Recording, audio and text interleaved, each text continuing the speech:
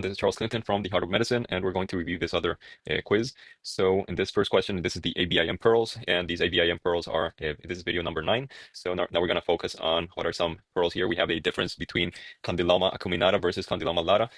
So how can we differentiate both of these? So basically, I'm going to show you a picture here so you can figure out what this is, condyloma lata or acuminata. So here you have both of them, and the answer right there was actually condyloma acuminata. So what's the difference? Condyloma acuminata are due to low oncogenic risk human papillomavirus infection. Lesions appear as multiple non-friable fungating lesions over the vulva and perianal region. Diagnosis is made clinically, and treatment is typically with topical agents.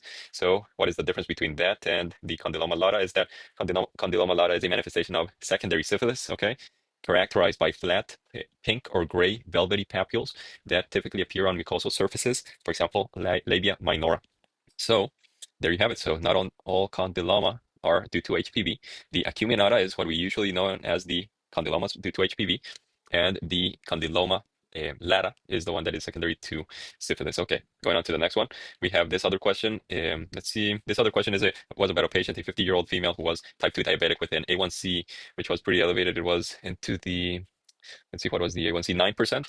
This patient was taking metformin 1 gram twice daily. And the question is, how can we achieve a hemoglobin of less than or equal to 6 in 1 year in such patients? So how can you reduce a hemoglobin A1C from 9% to less than 6% in 1 year? And there were several options. I got it incorrect. I thought that insulin was going to be a good answer here, but it wasn't insulin. It was bariatric surgery. I was thinking that it was maybe way too invasive, but if you go through the options, probably bariatric surgery maybe made the most sense. Let's see why that is the answer. So this patient definitely had pretty severe obesity. BMI was 39, and the patient also was diabetic and also had been trying lifestyle modifications, which were not very fruitful. So probably that had something to do in the mix. Okay, let's see why one versus the other. So severely obese patients with type 2 diabetes have a higher likelihood of achieving diabetic remission with bariatric surgery compared to conventional medical therapy. Okay, so if we think through this, now that's probably the reason this is the right answer, because if it's asking us how to get an A1C less than 6%, they're definitely telling us getting your patient out of the diabetic range, because you know that the intensive therapy for diabetes would be to get a A1C less than 7%, and we're usually not trying to get less than 7%, well, less than 6%, because less than 6% is usually associated with a decreased or increased mortality. It's a J curve. So the studies have shown that less than 6% A1C, higher risk of hypoglycemia and comorbidities and even mortality. Um, so that was a little weird of how to get less than a 6%. But if you think it through, maybe the focus of the question was a little different. So if you actually do the bariatric surgery, yes, you are probably making this patient go into diabetic remission without having them go through the risk of hypoglycemias, because the A1C is going to be controlled due to the laws and all this weight, of course. And as you can see, there are some other strikes in the background. Um, let's see, why wasn't it the insulin? Let's see what it says here. Intensive nutritional counseling and or medications such as sulfonylureas, incretin, mimetics, insulin are less likely to achieve diabetic remission in this patient compared to bariatric surgery. Okay, so that was the best answer there. Now let's go to the next one. That was basically what we had, and let's see. Yeah, let's see what else can we learn from these cutoffs. Candidates for bariatric surgery include patients with a BMI more or equal to 40 kilograms per meter squared without comorbid illness, or a BMI of 35 to 40 with more or equal to one comorbidity, such as type 2 diabetes, hyperlipidemia, hypertension. Okay, so it's starting to rain again. Here you can see the rain, and let's try to complete this. And if it gets ugly, I'll just pause the video. So this other question was a 47-year-old male who was found to have a total, well, symptoms such as resembling low testosterone. So reporting low energy, resorted to energy boosting drinks. His sex drive is not as good as it used to be when he was in his 30s. He's unsure if he's getting early morning spontaneous erections, and having some non-throbbing headaches 3 to 4 times per month. Other than that, he doesn't have any other complaint. His physical exam findings are quite normal. His testes have a normal volume, and remainder of the physical is normal. So we have a complete blood count, serum chemistries, TSH normal, serum testosterone measured at 4 p.m. is 256. The normal is 300 to 800. And which of the following is the most appropriate next step in evaluating this patient's testosterone level?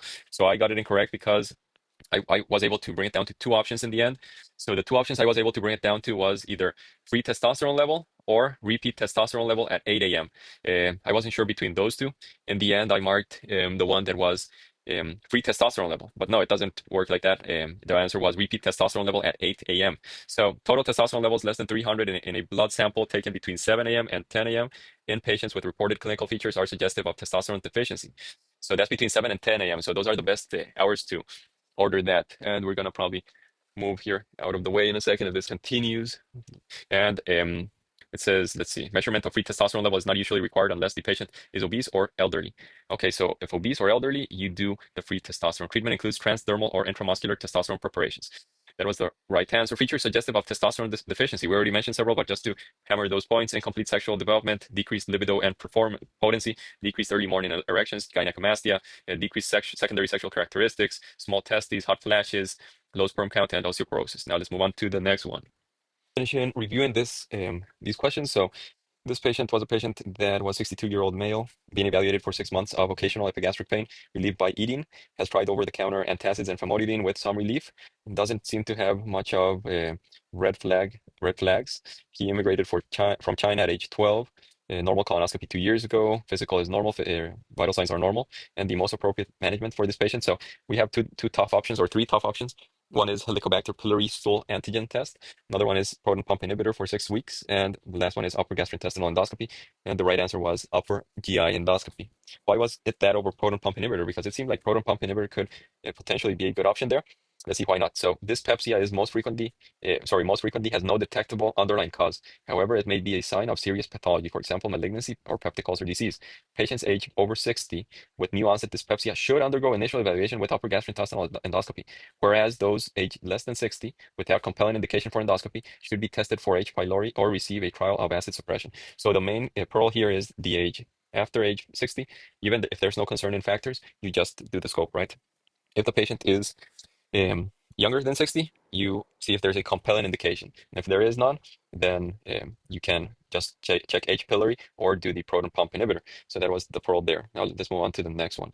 This other one is another patient with a peptic ulcer, but this question is basically asking you what to do with this patient with a peptic ulcer. So they're telling you it's a 57-year-old woman who came in with black stools and 2 episodes of hematemesis over the last 24 hours. The patient was hemodynamically stable and underwent endoscopy. The endoscopy was showing 1.5 centimeters ulcer in the gastric antrum, and it said that there was no active bleeding and the ulcer was covered with an adherent clot. Endoscopic hemostatic therapy was performed, and the question is asking you what's the most appropriate course of action for this patient. So I'm going to tell you the toughest options to choose from are: advise the patient to stop naproxen, discharge on oral lansoprazole with close follow-up. So that's one. And the other option is admit the patient to the regular medical ward and order a clear liquid diet. So the correct answer here was actually to admit the patient and to observe the patient. And this is interesting because it sounded sort of good to be able to send the patient home because the patient was not bleeding, was hemodynamically stable. They did the endoscopy. They saw that there was 1.5 centimeter ulcer, but without bleeding and the adherent clot. So you might be inclined to send this patient home on PPI. But the thing is that you shouldn't. If this patient already bled, and even with the endoscopy, you want to make sure they're doing well for a couple of days before sending them out. So patients with peptic ulcers and high-risk features on endoscopy, for example, active bleeding, visible vessels, or adherent clot, typically require endoscopic therapy. Following endoscopy, they should be kept in the hospital, placed on a clear liquid diet for 2 days, and continued at a high dose intravenous proton pump inhibitor for 3 days to minimize bleeding risks. So that's the main pearl for that one. So now let's see why the other option we spoke about was not the correct answer, which was option A. So it says all NSAIDs should be discontinued in patients with acute GI bleed. Those who have low risk ulcers and who are otherwise healthy may receive a regular diet and be discharged on oral PPI after endoscopy. Intermediate risk ulcers warrant a brief hospitalization. However, this patient is at high risk of bleeding or for rebleeding. So let's just go through the algorithm real quick here of acute upper GI bleed. First is resuscitation and endoscopy within 24 hours. Then you have risk features, which you can have high risk, intermediate, and low risk. So which are the low risk, which can make you discharge the patient early? If there's a clean base on the endoscopy, then you would do once daily oral PPI, regular diet, eradicate H. pylori, and risk reduction, and send home. If it is intermediate risk, it's going to be a flat pigmented spot. So you will do basically the same treatment and you hospitalize the patient for 1 to 2 days. If it's a high risk ulcer, how will you find that out? With active arterial bleed, non-bleeding visible vessel, adherent clot, or oozing without visible vessel. You're going to do endoscopic hemostasis, then intravenous PPI, of course, clear liquid diet for 2 days, eradicate H. pylori, and whatever risk reduction means. So that's basically avoid NSAIDs, anticoagulation, antiplatelets, and hospitalize the patient instead of 1 to 2 days, probably 3 days at least. Discharge the patient on twice daily PPI for 2 weeks and then daily. And there you have it. Those are the pearls for that question. Now let's go on to the next one. This next question is, let's see, we haven't changed the question yet. Oh, okay, this one, I actually was able to know what the diagnosis was just by looking at the image, but I wasn't sure about it. I just thought about it, but I wasn't too confident in myself. So that's the image. So what type of cancer is that? Maybe focus on the leukocyte there. And now I'm going to give you some information about this patient. So we do have that this patient was having well, he's a 60-year-old male having 3 months of progressive weakness and fatigue. He could walk in the past 1 to 2 miles without any tiredness, but now he is getting tired. He's having excessive daytime sleepiness. Um, has lost 7 kilograms in the past 3 months, and some vague abdominal discomfort. Has no dysphagia, melena, or changes in bowel habits. And other than that, we have that there's a firm, non-tender mass palpable in the left upper abdomen quadrant down to the level of the umbilicus. The labs or complete blood count is showing anemia, thrombocytopenia, and leukopenia. So hemoglobin is 9.4, platelets are 80,000, and leukocytes are 2,800. And the question is, after they show you the exhibit of the peripheral blood smear, is which of the following is the most appropriate next step in management of this patient? So options you have are gastrointestinal endoscopy, peripheral blood flow cytometry, and that's about it. Those are the two toughest options to choose from. So you can pause the video, you can think it through. And the answer was not what I was thinking. So since I saw that the patient lost weight and had the pain in the upper quadrant, and even with those findings on the exhibit of the peripheral blood smear, I thought to myself, yeah, we do have to do a upper endoscopy. This can be stomach and somehow associated to this. But I was thinking that this patient either had some sort of leukemia. I did see the hairy cell leukemia aspect of it, so it looked like hairy cell leukemia. And yeah, I just got a little confused by that. So that's why I should have chosen the flow cytometry, but instead I thought to myself that maybe checking the stomach and ruling out the GI tumor was a better idea. So why did we get it wrong? Because hairy cell leukemia is a rare mature B cell lymphoproliferative disorder that typically causes splenomegaly and pancytopenia. HCL or hairy cell leukemia is usually suspected when a peripheral blood smear shows tumor cells that are 1 to 2 times the size of normal lymphocytes with hairy projections. Confirmation is made with peripheral blood flow cytometry and trephine bone marrow biopsy with immunohistochemical stains. So why wasn't it what we marked? Let's see, we marked the peripheral A. So it says this patient likely has early satiety due to massive splenomegaly, and that's probably the left upper quadrant mass extending to the umbilicus. Given his negative fecal occult blood smear and laboratory or peripheral blood smear findings, an evaluation for hairy cell leukemia, not gastrointestinal endoscopy, is the priority. So there you have it. That was the reason for that. Now let's go on to the next option here.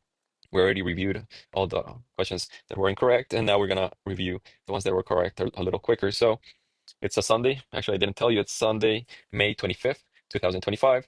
We're pretty busy here at home, so we're just getting this one out of the way, doing it quite quick. And yeah, that's it. So let's see the correct answers. This other patient is a 65-year-old man who has a chronic kidney disease on dialysis and is having nasal bleeding. And basically, they're asking us, what do you want to do? Labs are relatively normal. The coagulation profile is normal. So what's the most probable cause this patient is bleeding from the nose? And yes, it's going to be the CKD associated platelet dysfunction. So the question is, what's the most appropriate next step in management of this patient? So the toughest options to choose from will be probably, I'll tell you, just to cryoprecipitate and desmopressin and hemodialysis. Okay, so the right answer is desmopressin. So patients with chronic kidney disease are at increased risk for bruising and mucosal bleeding due to impaired primary hemostasis from platelet dysfunction. Coagulation studies and platelet counts are usually normal. First-line therapy for symptomatic patients is desmopressin, which stimulates the release of von Willebrand factor from endothelial cells and reduces bleeding time. So that was that. Next question is, this other patient had a myocardial infarction about 3 days ago. And now he's having some friction rub at the lower left sternal border on physical examination. Echo shows apical hypokinesis. Left ventricular ejection fraction is 50% and trivial precardial effusion. So let's see what else was done. This patient was taken to the cath lab, and there was occlusion of the distal left anterior descending artery that was not able to be revascularized. So the question is basically, which of the following is the best management for this patient? And the toughest options are two. It's increase aspirin to higher dose, and the other option is treat with low dose prednisone. So it's a tough one.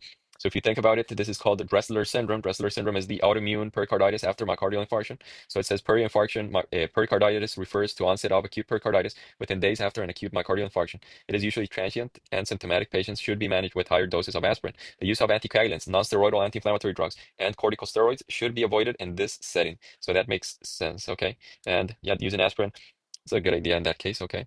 Then we have another option, which this patient is a 74-year-old woman who has been finding that she's having difficulty with memory, worsening over the past years. She's forgetting some important appointments, including doctor's appointments. Sometimes she's forgetting the names of people she meets, and she has to write them down because if not, she might forget those names. Her husband died 2 years ago, although she still enjoys socializing with friends when she has the energy. And what else does she have? A score of 25 out of 30 on the Montreal Cognitive Assessment. So which of the following is the most likely diagnosis for this patient? So the toughest options to choose from were, one option was Alzheimer's disease, another was mild cognitive impairment, and the last one is normal aging. So I chose correctly here because I went with mild cognitive impairment. So you cannot say this is normal. It's not normal to, so of course, have this change from the baseline, which has progressively worsened, but it's not that bad to call it dementia. So her test Montreal Cognitive Assessment just barely below. I think the normal is up to 26 out of 30, and anything below that is gonna be, yeah, abnormal. So it's just 25, and she's fully functional and all that. So the answer is mild cognitive impairment. And the explanation says that it is characterized by impaired cognition with preserved functioning and independence of activities of daily living. Patients with the amnestic mild cognitive impairment subtype are at increased risk for developing dementia. Okay, so it might be a premonitory or a red herring, right? Um, okay, perfect. Let's go on to the next question here. This other patient, I recently saw the answer to this question, so that was a good idea to go to noon conference because these, well, in this case, it's a 67-year-old woman. She has moderate COPD. All you need to know is that the patient basically is sort of doing well in general, has a oxygen saturation of 96% on room air, does not require oxygen, and basically is planning on traveling on plane from Boston to California. And you're being asked which of the following is the most best next step in management of this patient. So the toughest options were hypoxia altitude simulation test. Another one was no further testing is needed, and that's about it. So the right answer here was patients with stable COPD with pulse oximetry more than 95% on room air can travel by air without the need for additional testing on flight or in-flight oxygen supplementation. Further testing is required for patients with pulse ox 92 to 95%, and the risk factors such as forced expiratory volume in 1 second less than 50%, moderate to severe pulmonary hypertension. And yeah, so the preferred method is hypoxia altitude simulation test. Sorry, in case you are working these patients up, meaning O2 sats between 92 and 85% on room air, and supplemental oxygen is recommended during flights in patients with resting SpO2 of less than 92%.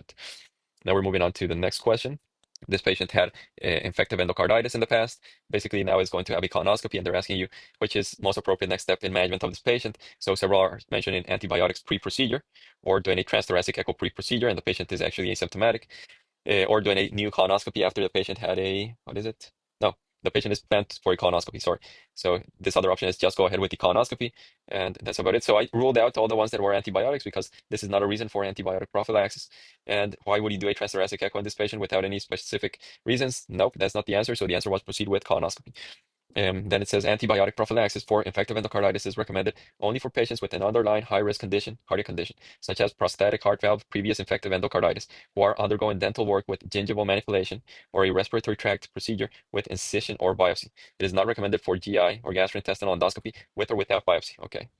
Next question is a patient 72 years of age. They're telling us on physical examination that the patient has S2 or late peaking systolic murmur at the right upper sternal border with a S2 that is soft with paradoxical splitting and some EKG changes, which is showing left ventricular hypertrophy, T-wave inversion in leads 1, AVL, and V6. Serum creatinine is 1.1. Okay. Which of the following is the best next step in management for this patient? So the answer was transthoracic echo.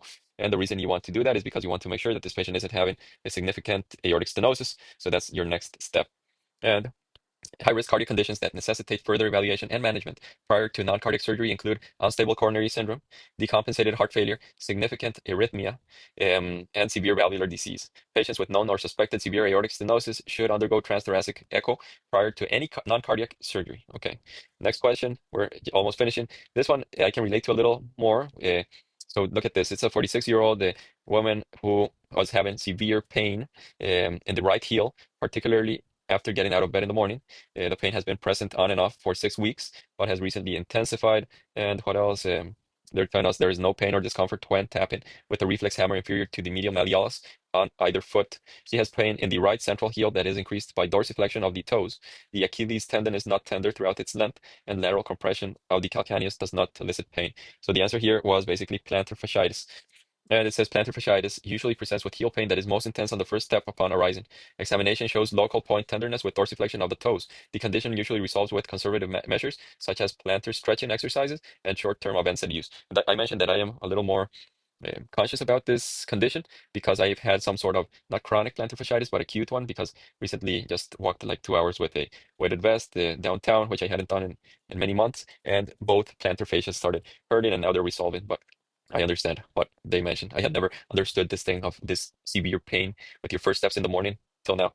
So this last patient is, I got it correct, but we definitely have to review this topic because I'm not exactly certain how I would have diagnosed this, and bear with me through this case. So it's a 47-year-old man who came in with skin changes and joint pain. So he underwent HLA stem cell transplant for acute myeloid leukemia from his sister 1 year ago and was treated with methotrexate, sirolimus, and prednisone postoperatively.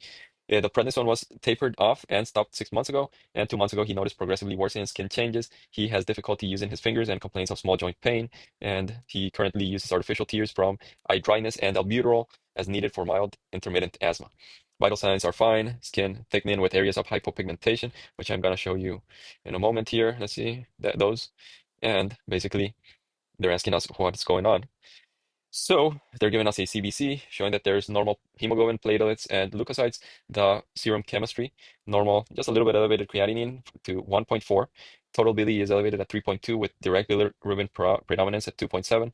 Alk phos is 570, and which of the following is the most likely diagnosis? So options are eosinophilic fasciitis, graft versus host disease, nephrogenic systemic fibrosis, and systemic sclerosis. So I was between systemic sclerosis and graft versus host, and I got this correct because systemic sclerosis had a couple points, things are pointing towards it, but nothing like enough for it. So since it wasn't enough, and I have graft versus host, which presents very different ways, I went with graft versus host, and it's correct. So let's see why.